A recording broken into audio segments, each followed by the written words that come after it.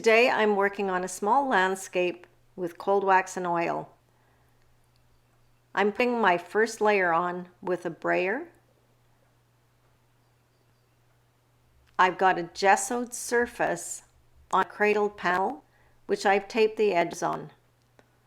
I want to keep this first layer thin as I want to continue working alla prima to finish the painting all in one go.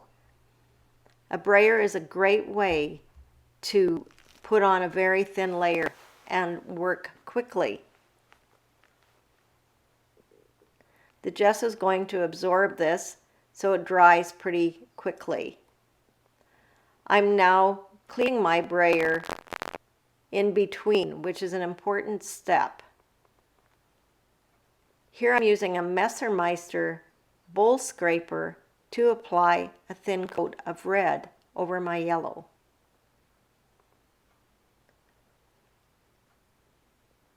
Again, you want to make it thin so it dries quicker, and by keeping your blade at about a 45-degree angle, you can spread it on opposed to scraping it off or pulling up the color from underneath.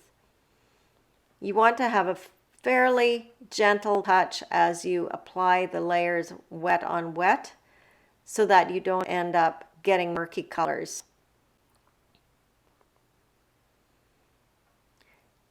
You don't have to be too particular about how perfect this is.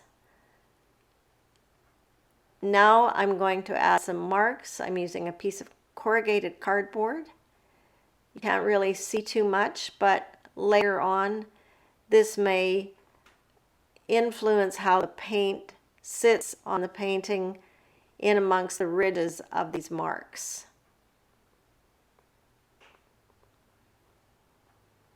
You can use a variety of things for this. This is some drawer liner, non-slip drawer liner. You want to make sure that if you work in acrylic as well as cold wax and oil like I do, that you keep your mark making stuff like this separate. You don't want to cross-contaminate it with acrylic. You might get into adhesion problems by mixing the mediums. That was a little piece of netting from the bag of produce. Here I'm using a catalyst blade that has little notches cut in it to scrape back into my previous layer. If you don't have that tool, go ahead and make one by using an old key card or credit card and just cut your own notches. You could also use mat board or even cardboard could work. So consider making some of your own tools. I've mixed up a dark here. It's not black from the tube. It's actually Prussian blue mixed with my cad red to make a dark, rich purple color. I'm using a catalyst wedge blade to blend it and scrape it on. I like the catalyst blade wedge rather. A blade actually has a handle, but the wedge, it's very ergonomic and fits nice in the heel of your hand. I find my hand doesn't get as tired with this tool as it does with a flatter implement like a bowl scraper. Keep your edges clean as well while you work so you don't get a buildup of wax around the edge of your panel.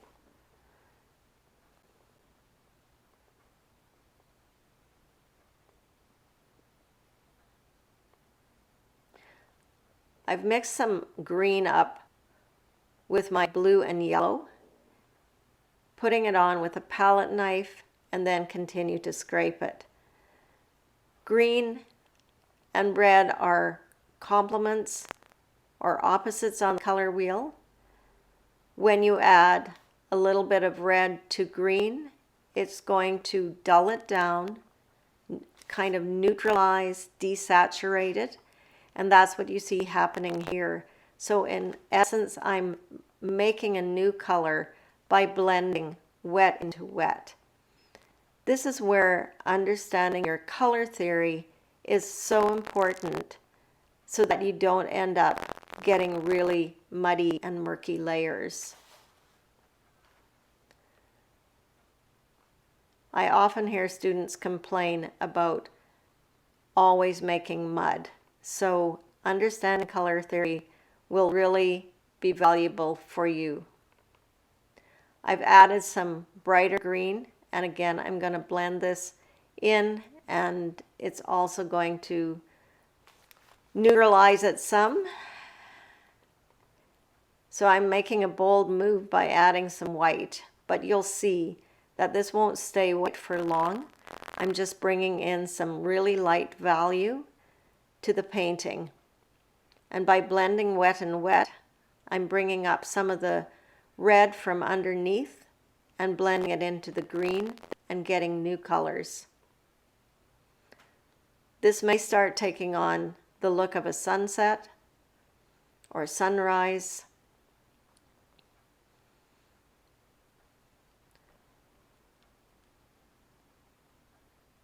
When you work with a limited palette, your painting is going to be harmonious. You can't make bad colors or colors that don't work together if you stick to 3 primaries. Primaries can be any color of red, yellow, and blue that you want, and I encourage you to experiment with different ones until you find a palette that you love.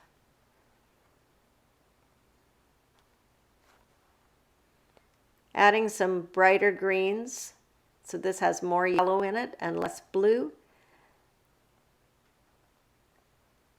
A palette knife is a good way to dab the paint on the surface, and you can blend a bit with it, or you can just use it to build up heavier texture. I'm going to come back in here and blend with my catalyst blade some more.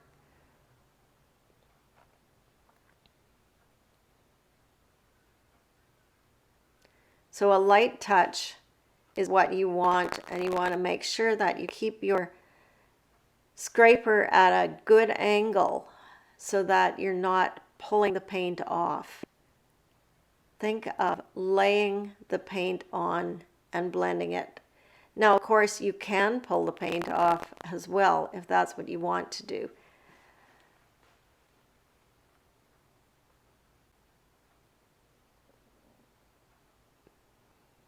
You want to have a good variety of values, and some neutral colors are nice to make your bright colors really stand out and sing. I'm using a bamboo scraper here to make some grassy-like marks. You can also use this if you like asemic writing or just even making lines in your work. You can use both ends depending on the thickness that you like. You could also use a knitting needle or the end of your paintbrush to make these types of marks. Coming back in with some brighter green again.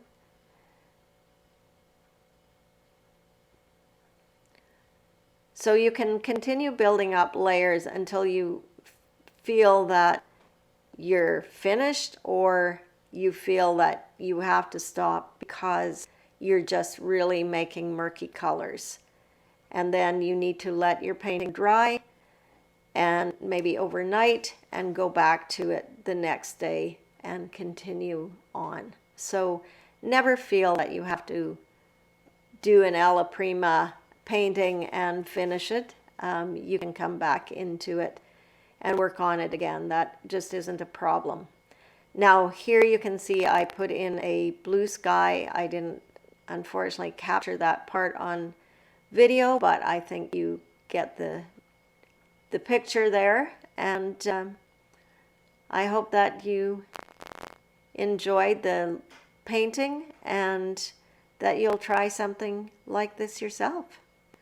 So thanks for watching, and if you have any questions, be sure and leave them below in the comments.